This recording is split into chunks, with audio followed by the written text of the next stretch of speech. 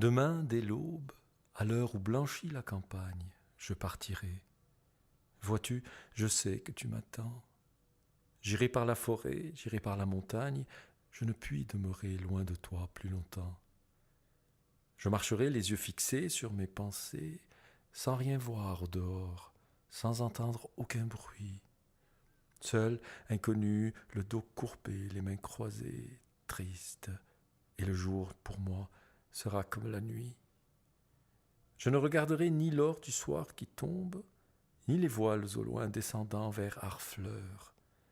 Et quand j'arriverai, je mettrai sur ta tombe un bouquet de houx verts et de bruyères en fleurs.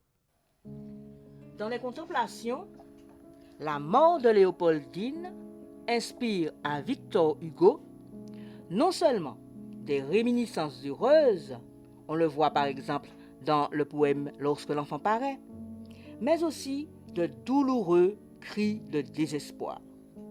C'est à la veille du 4e anniversaire du tragique accident de sa fille Léopoldine que le poète compose les 3 strophes de Demain dès l'aube.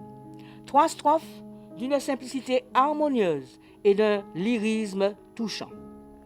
Placé au centre du recueil, le poème Demain dès l'aube en constitue le cœur, l'acmé. Le moment où le père est uni à sa fille par la puissance seule de l'inspiration poétique. Hugo y décrit le cheminement qui le conduira auprès de son enfant bien-aimé. Un cheminement qui n'exclut ni l'émotion ni le charme évocatoire des mots. Par le jeu des images, des rythmes et des sonorités, ce voyage vers la tombe où repose son enfant, le poème Demain dès l'aube dit l'amour d'un père pour sa fille en toute simplicité. Il est une véritable célébration. Demain, dès l'aube, à l'heure où blanchit la campagne, je partirai, vois-tu. Je sais que tu m'attends. J'irai par la forêt, j'irai par la montagne, je ne puis demeurer loin de toi plus longtemps. Le poème débute par une indication précise du moment du départ. Victor Hugo quitte son domicile de Villequier dès le matin pour se rendre au cimetière du même village. Sa seule préoccupation du jour est son cheminement vers la tombe de sa fille. Demain, dès l'aube, à l'heure où blanchit la campagne. Le rythme du vers suggère cette marche lente vers la tombe. 2, 2, 8. Demain, 2, dès l'aube, 2, à l'heure où blanchit la campagne, 8. Je partirai, vois-tu, je sais que tu m'attends. J'irai par la forêt, j'irai par la montagne. Le verbe partirai, rejeté en début du vers suivant, est ainsi mis en valeur et dit la détermination du poète à réaliser son projet, se rendre sur la tombe de sa fille. La répétition du verbe j'irai au début du second vers et à l'hémistiche du 3e donne une certaine régularité au rythme. Rien ne saurait donc dissuader le poète de renoncer à son projet. Il témoigne d'une volonté que rien ne saurait arrêter. C'est qu'il ne s'agit pas d'un déplacement banal, mais d'un véritable itinéraire sentimental. On note que les verbes sont au futur de l'indicatif. Par la suite, on retrouvera le verbe marcherait qui fait écho à partirait et irait. La terminaison en et de la première personne du futur de l'indicatif crée une sorte de constante avec le retour des mêmes sonorités en et. Je partirai, vois-tu, je sais que tu m'attends. L'interpellation de l'être aimé par l'expression vois-tu confirme au lecteur qu'il s'agit bien d'un itinéraire sentimental. L'être aimé est invité au cœur même du poème qui se transforme en une véritable célébration. Cette prosopopée, cette conversation avec la fille disparue ajoute une touche mélancolique au poème. L'adresse à sa fille morte cristallise tous les sentiments, toutes les émotions qui ont poussé le poète à entreprendre cette marche vers la tombe de Léopoldine. Le terme voir au sens littéral, concerne non seulement la vision que la fille peut avoir de son père cheminant vers le monument où elle repose, mais aussi une invitation à considérer le geste d'amour de son père. Je sais, marque la conviction du poète d'être en communication avec sa fille. On se souvient que lorsqu'il était en exil à Guernesey, Hugo faisait tourner les tables de Hauteville House. C'est peut-être de là qu'il tient la certitude de pouvoir communiquer avec l'au-delà. Je ne puis demeurer loin de toi plus longtemps. Le 4e vers de 12 pieds, quant à lui, dit d'une seule traite, sans une seule césure, s'oppose au rythme régulier des premiers vers et délivre d'un seul coup les raisons de ce départ matinal. C'est une sorte de cri du cœur que le tutoiement rend touchant. Le je et le toi, dans je ne puis demeurer loin de toi plus longtemps, étant réunis par la magie du verbe. Le père qui souffre de la séparation d'avec sa fille exprime que le seul remède à sa souffrance sera la proximité de la tombe de celle-ci. Et le lecteur, à ce moment, se met à la place du poète, s'identifie peut-être à celui qui a perdu son enfant et que rien d'autre que cette sorte de pèlerinage affectueux pourra soulager.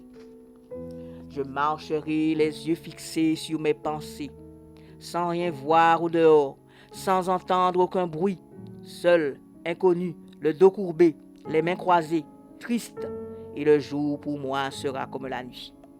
La marche se poursuit avec la 2e strophe, mais en y ajoutant cette fois un autre thème, celui de la fermeture au monde. Le thème qui parcourt toute la 2e strophe, c'est la création par le poète d'une sorte de bulle qui lui permet de se rapprocher en pensée de sa fille. La fermeture au monde s'ajoute au thème de la marche inexorable de la 1re strophe. Je marcherai les yeux fixés sur mes pensées.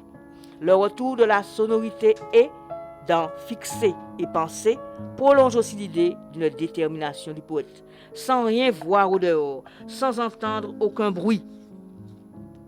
La même idée de la bulle est reprise au 2e vers de la 2e strophe et signifiée par la répétition de l'adverbe privatif sans, comme pour le verbe partirait, au début, à l'hémistiche du vers. Des résonances s'établissent donc entre sonorité, rythme et image. Le poète fait abstraction de tout ce qui l'entoure, de ce qui l'habitude retient son regard.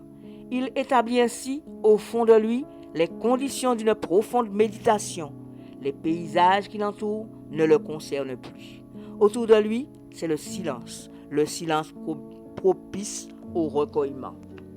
Seul, inconnu, le dos courbé, les mains croisées, l'adjectif seul figure en début de vers, isolé du reste du vers, séparé par une virgule, comme le poète lui-même est isolé dans sa bulle. Un poète qui, même dans sa posture, le dos courbé, les mains croisées, dit le repli sur soi. On note également que le rythme irrégulier reprend avec un summum dans la segmentation du 4e vers de la 2e strophe pour continuer l'évocation de la marche lente du père vers la tombe de sa fille. Seul 1, inconnu 3, le dos courbé 4, les mains croisées 4. Une sorte de gradation donc. On remarque aussi la reprise de cette sonorité et qui semble vouloir se déployer tout au long du poème comme un leitmotiv. Serait-elle une manifestation sonore du chagrin du poète, une sorte de gémissement? L'emploi de l'adjectif inconnu attire l'attention du lecteur. C'est d'un déplacement incognito qu'il s'agit, c'est-à-dire sans être reconnu. Victor Hugo était de son vivant un homme adulé, un poète dont la célébrité était manifeste. Le mot inconnu dit bien à quel point le poète veut se couper de son quotidien et de la vie. Il est l'inconnu, un homme comme le commun des mortels, vivant et ressentant seulement, uniquement, la douleur de n'importe quel père qui aurait perdu son enfant. Triste, et le jour pour moi sera comme la nuit. À la solitude Et sur le même principe, isolé en début de vers, l'adjectif triste renseigne sur l'état émotionnel de celui qui parle. Il y a un lien étroit entre les deux derniers vers de la deuxième strophe qui sont construits sur le même modèle. Seul, inconnu, le dos courbé, les mains croisées, triste, et le jour pour moi sera comme la nuit. Tout comme pour la première strophe, le dernier vers est un cri du cœur, triste, et le jour pour moi sera comme la nuit. La fermeture du poète au monde qui l'entoure se transforme en une véritable indifférence à celui-ci, puisque le jour est assimilé à une nuit. La phrase « le jour sera comme la nuit » parle à la fois de la fermeture au monde qui l'entoure, mais aussi parle à la fois de la fermeture au monde qui l'entoure et de la tristesse portée à son plus haut degré. Le désespoir est dit par la métaphore de la nuit. Il s'agit d'une âme plongée dans le deuil, d'une âme plongée dans une profonde noirceur. Nous voyons donc qu'au fil des mots et au fil des pas qui le conduisent vers la tombe de sa fille, l'émotion du père et celle du poète se font grandes, plus intenses. Je ne regarderai ni l'or du soir qui tombe, ni les voiles au loin descendant vers Harfleur, et quand j'arriverai, je mettrai sur ta tombe un bouquet de houverts et de bruyères en fleurs. La troisième strophe est elle aussi placée sous le signe de la fermeture au monde. Victor Hugo évoque deux spectacles qui ont l'habitude de le ravir, le coucher du soleil et les bateaux à voile sur la Seine. On se rappelle que la Seine ne coule pas qu'à Paris. La tombe de Léopoldine se trouve à Villequier, un village de Normandie. C'est chez lui, dans sa maison de Villequier, que Victor Hugo écrit Demain dès l'aube. Et on l'imagine bien, quittant son domicile, longeant la Seine qu'empruntent les voiliers qui descendent vers le port de Harfleur. Je ne regarderai ni l'or du soir qui tombe, ni les voiles au loin descendant vers Harfleur. Alors qu'il chemine vers la tombe, les pensées du poète sont fixées sur sa fille. Il est indifférent à tout ce qui l'entoure. La métaphore contenue dans l'or du soir et dans la métonymie des voiles disent pourtant tout ce que ces deux aspects du paysage ont de précieux pour le poète. Mais la conjonction de coordination nie, annule tout le plaisir que le poète éprouve d'ordinaire en admirant le paysage, accentuant encore son renoncement à la vie pour se consacrer entièrement à sa fille, le temps de cet itinéraire sentimental. Ce renoncement est accentué par l'utilisation redoublée de la conjonction de coordination ni l'or du soir qui tombe, ni les voiles descendant vers Harfleur. Plus le poète se ferme au monde et plus il est en présence de sa fille. Lentement, le poème s'achemine vers sa fin, achevant du même coup la marche inexorable du père vers la tombe de sa fille. Cela est signifié dans les deux derniers vers. Et quand j'arriverai, je mettrai sur ta tombe un bouquet de houverts et de bruyères en fleurs. La conjonction « et » invite à considérer la chute du poème comme un aboutissement de la marche entamée depuis l'aube. La marche du poète aura duré toute une journée, puisque le soir est évoqué dans l'expression « l'or du soir ». C'est le crépuscule du soir, l'approche de la nuit. Le temps de la méditation est donc un temps long que le poète consacre à sa fille. Et quand j'arriverai, je mettrai sur ta tombe. Le je et le tu sont enfin réunis. Toujours le futur que l'on avait découvert avec les verbes de mouvement partirai, irai et marcherai. Ici, ce sont des actions simples. Arriverai et mettrai.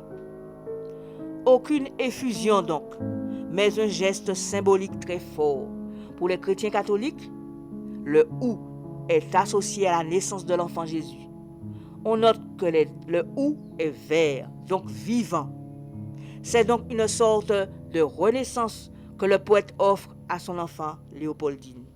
La bruyère, elle, est un symbole favorable. Elle est censée apporter le bonheur et la jeunesse éternelle. Cette bruyère étant en fleurs, elle ajoute encore au souhait d'éternité. La bruyère est également un symbole d'amour, de l'amour d'un père pour sa fille. Le geste simple du poète est accentué par le rythme binaire du dernier vers. Et quand j'arriverai, je mettrai sur ta tombe un bouquet de ouverts et de bruyères en fleurs. La répétition de la conjonction de coordination et au début du troisième vers, de la troisième strophe et à l'hémistice du dernier vers crée un lien non seulement entre le début et la fin du poème, entre le père et sa fille, mais aussi entre les deux éléments qui composent le bouquet. Le bouquet déposé sur la tombe est pour l'enfant morte un souhait de vie éternelle, mais aussi pour le père une consolation, puisque dans la symbolique des apothicaires, la bruyère réparerait l'âme après un événement douloureux. En effet, selon les apothicaires, elles rôtissent le filet du mois déchiré. Si le bouquet est symbole de vie, il est aussi la fragilité de cette vie. Un bouquet est un végétal coupé de la terre qui le nourrit, coupé de la source de sa vie et destiné à se dessécher. N'est-ce pas là une image parfaitement appropriée du destin des humains, condamnés à s'éteindre après une existence gonflée de vanité, comme le suggère l'Ecclésiaste? On sait que Victor Hugo était profondément croyant. En mettant ce bouquet sur la tombe de sa fille, le poète symbolise tout un mélange de sentiments et de convictions qui parlent de la fragilité de l'homme devant le grand mystère de la mort. Ni pensée rationnelle, ni explication scientifique ne satisfont personne à ce moment redoutable de la confrontation avec la mort. Seulement la manifestation d'un désir profond que jamais la vie ne s'arrête. Le souhait chimérique de réunir le monde des vivants et celui des morts, qui plonge tous les humains dans un profond désespoir. Par ce poème donc, Victor Hugo offre non seulement à sa fille Léopoldine une porte ouverte sur l'éternité, c'est de l'immortalité que procure la magie du verbe poétique qu'il s'agit, mais il offre également au lecteur l'occasion d'une méditation sur le mystère de la mort et la possibilité d'établir un lien entre la vie et la mort par l'évocation des souvenirs.